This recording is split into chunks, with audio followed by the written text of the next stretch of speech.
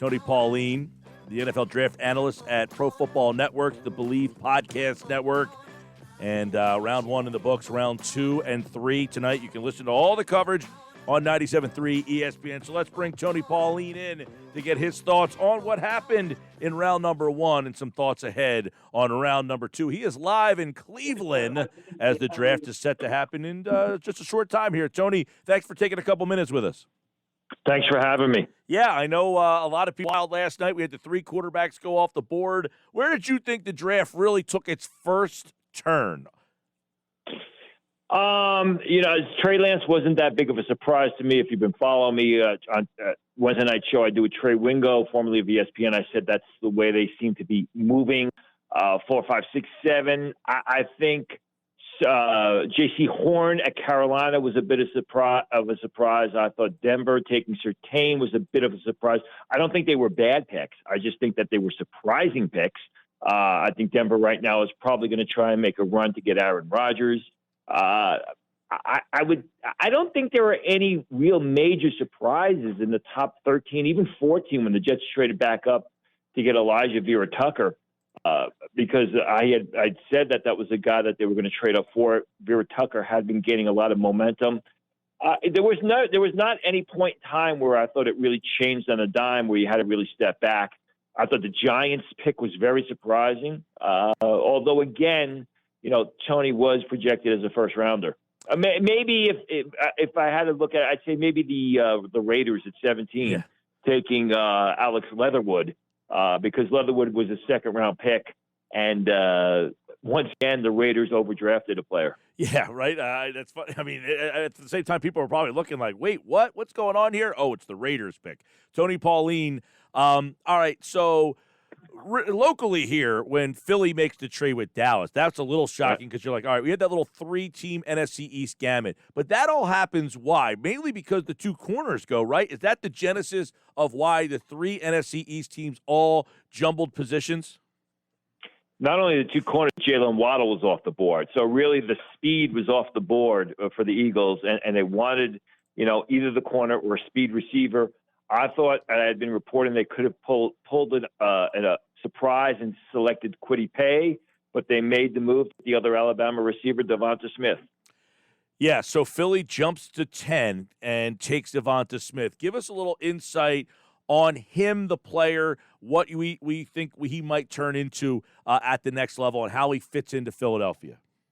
He's a tremendous receiver. I mean, he's a complete player at the position, runs good routes, has soft, supple hands, excellent focus as well as concentration.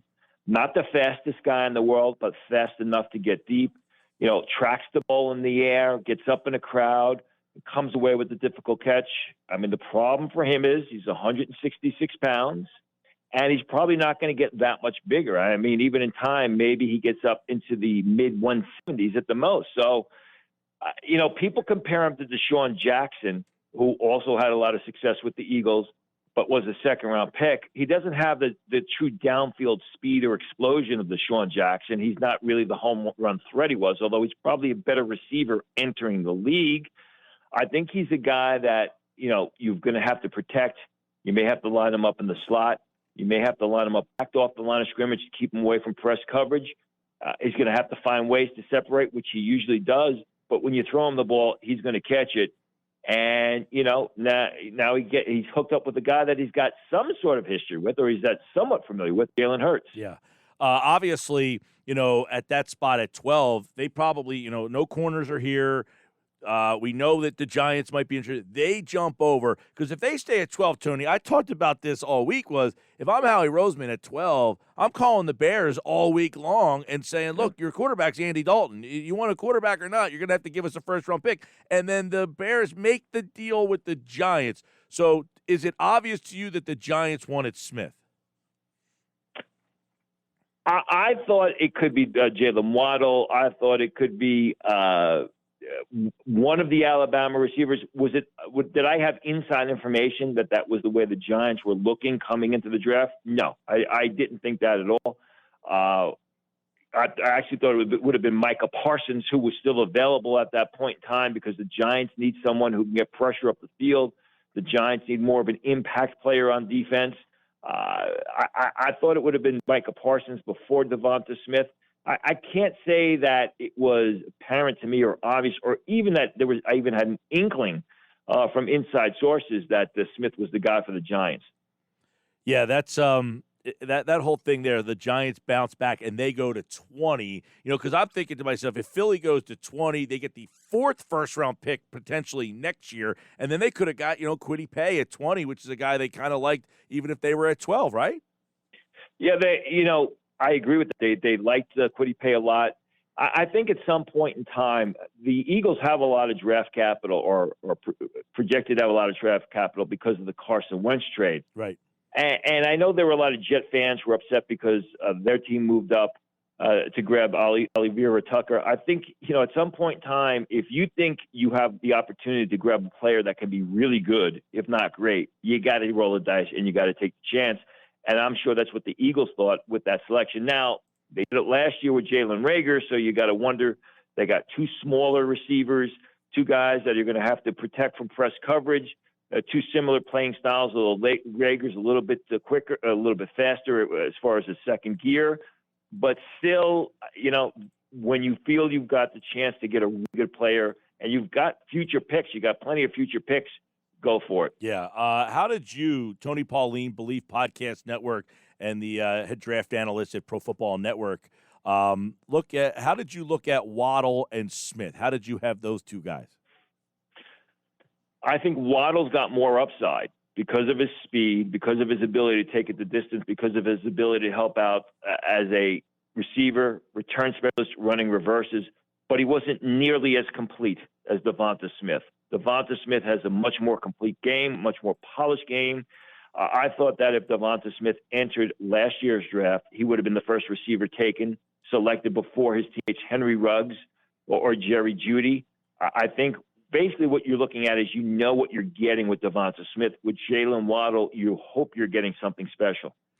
It's interesting because Roseman initially traded from 6 to 12. Did you like that move? And now hindsight, do you like how it all kind of played out from 6, losing that game purposely, essentially, 6 to 12 up to 10? Do you think, that they ended up doing, pulling the right strings?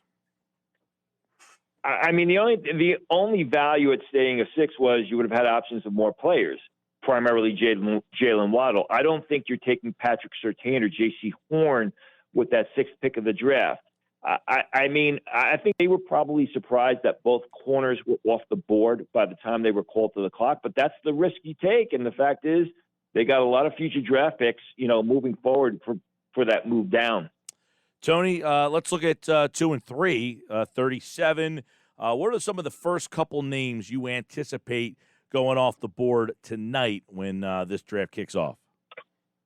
I think Jeremiah Owusu-Koramoah, the linebacker from Notre Dame, is still on the board. He had a first-round grade from me. Azeez Ojulari, the pass rusher from Georgia, he had a first-round grade, but as I had been reporting last week, his combine medicals came back with big red flags, which is why he fell out of the first round. Tevin Jenkins, the athletic tackle from Oklahoma State, is available. There's some off-the-field questions about his personality, about is he a confident player, but he is very good on film. And then the top safety on the board, Trevon Moehrig of TCU, is still available. That should be kind of interesting there. Is this I think the top part of the second round, as you mentioned, there's a couple first-round guys that kind of fell here because where did you think the reaches were on Thursday night that those guys went in the 1 and some of these guys are still available? I mean, the way the pass rushers fell at the very end of the first round with Joe Tryon and Peyton Turner, and I had reported that Turner was gaining momentum. I didn't think he was going to be a first-round pick. I think even Gregory Rousseau, to a lesser extent, those pass rushers, when they went where they went late in first round, that was a mild surprise, which pushed some of these guys out of the first round. All right, Tony Pauline, you like 2 and 3? Where's the depth fall off? Is 2 and 3 solid? Falls off at 4? Where's this draft going to kind of take a little dip? Depends on the position. I mean, you're going to have good tackles through the third round. You're going to have good receivers through the third round. There are still some good quarterback on the board. there are some real good traditional space off the ball linebackers that will be available late in round 2 and through the 3rd round. But, a position like tight end after Kyle Pitts, it's all bad. All right. Tonight, round 2 and 3 coverage begins at 6 o'clock right here on 97.3 ESPN. Tony Pauline, the NFL Draft Analyst at ProFootballNetwork.com. Make sure you check that out and the Believe Podcast Network. And we'll wrap it all up, of course, on Saturday with round 4 through 7 here on 97.3 ESPN. It starts at noon. Tony, live in Cleveland. Appreciate it, man. Thanks for having me.